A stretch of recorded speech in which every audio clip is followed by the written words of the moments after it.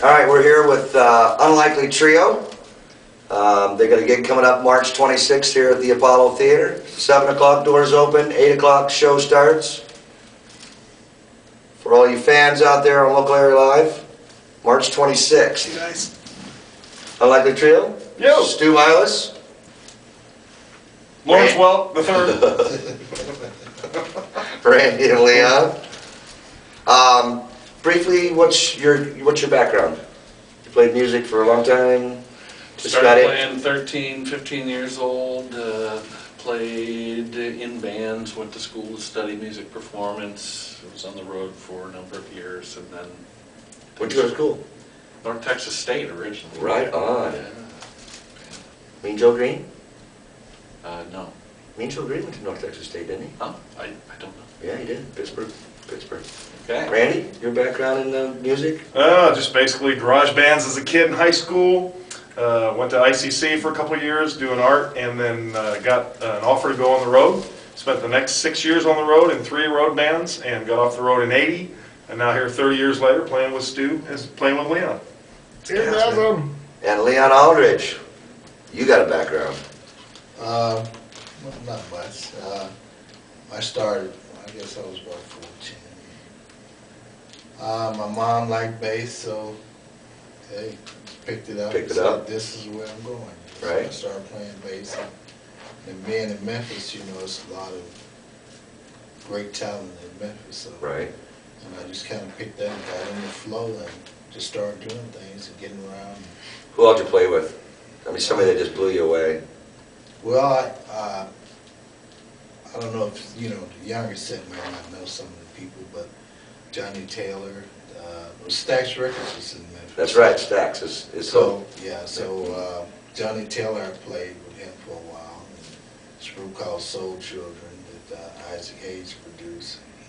He and David Porter, they produced. And there was just a lot of different, you know, people there. Right. I mean, I could name a lot of people, but it was a lot. That's what I'm waiting for you to do. You play with a lot of Who people. you shared the stage with? Well, when I played with Soul Children, we went on tour, and we was on tour with Isaac Hayes, and part of that tour was Barry White, and then we was on another tour with Staple Singers, Tyrone Davis. I mean, it's just a lot. You're just name dropping, brother. Isaac Hayes, come on, man. Yeah. How cool was that? Well, I had a chance to play with him, but I was out of town at the time. He was looking for a bass player. Right on. Missed opportunity. Yeah. So how did you guys all meet? I mean, just kind of some skirtless behavior, you guys hooked up, or what happened? Well, Stu and I have known each other for 30 years. In the late 70s, he was in a road band out of Peoria called Chops. Right. I was in a road band out of Peoria called Eargasm. I remember. Right? We've never actually played together. We were friends back then. In fact, when I didn't have a road gig and his band was playing, I'd always put on my disco suit and go see him and dance with his wife all night long while he was playing. And Chops was an awesome horn-driven, I call him a brassified funk machine. Right. They were a brass-driven funk band. And Stu was just, he and Dave Keys were in my opinion, were the best rhythm section in Peoria. So anyway, I'm in this rock band, and I'm secretly wanting to be this funk, R&B, jazz fusion guy. And so I'm playing this part in Eargasm, but running and seeing these guys going, I want to play with those guys, I want to play with those guys. And here we are 30 years later actually doing it. Right. So Stu and I never got the opportunity until, and I'll try to make a short story very long, and I'm very good at this.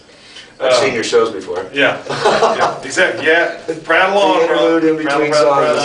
prattle. Shut up. Anyway, in November '09,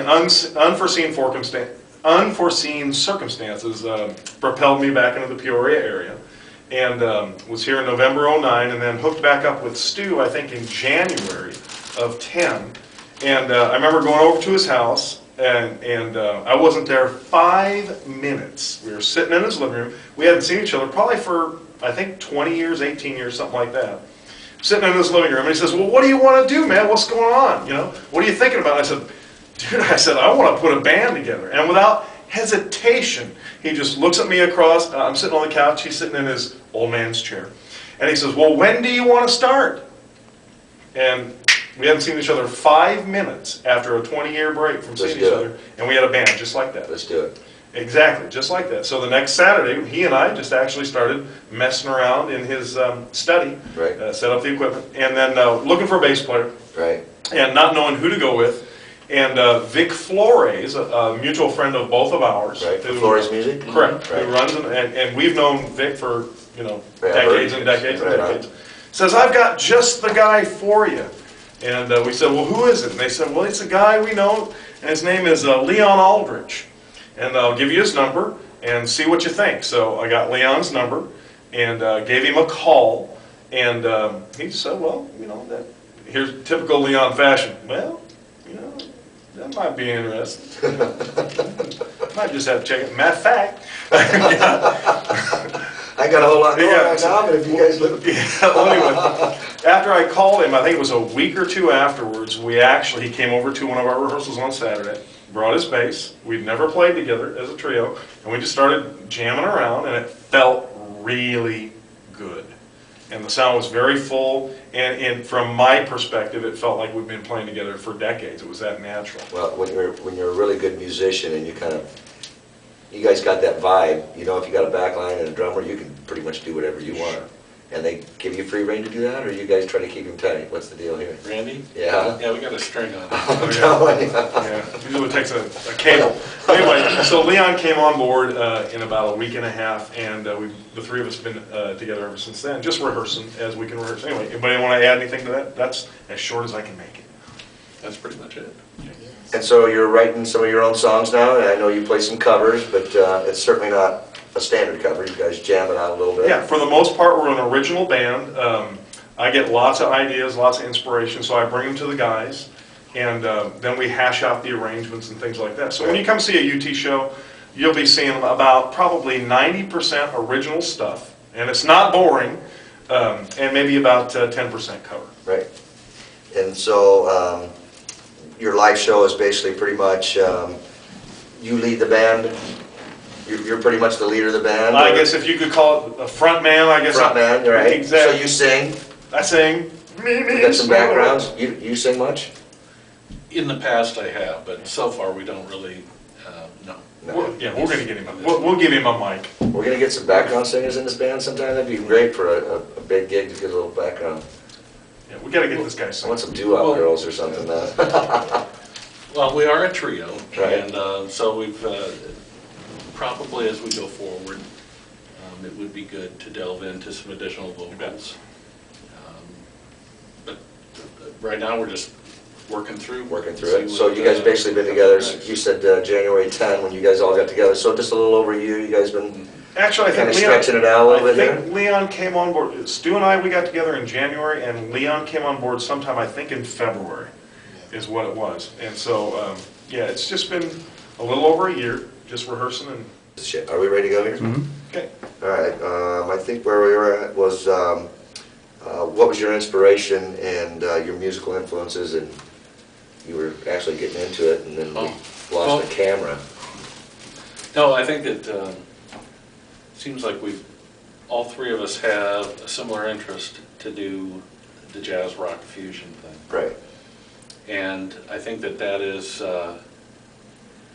it's interesting because to do that it requires a commitment of Sure. rehearsal and personal practice and so forth. And I think that's, it's kind of unusual for somebody, I guess, our age and our station in life when we actually find people who are willing to commit themselves, devote themselves to this. So anyway, we've all had this love of the jazz rock fusion thing, and I'd say as far as personal influences, it's all the back from Mahavishnu Orchestra and Chick Corea.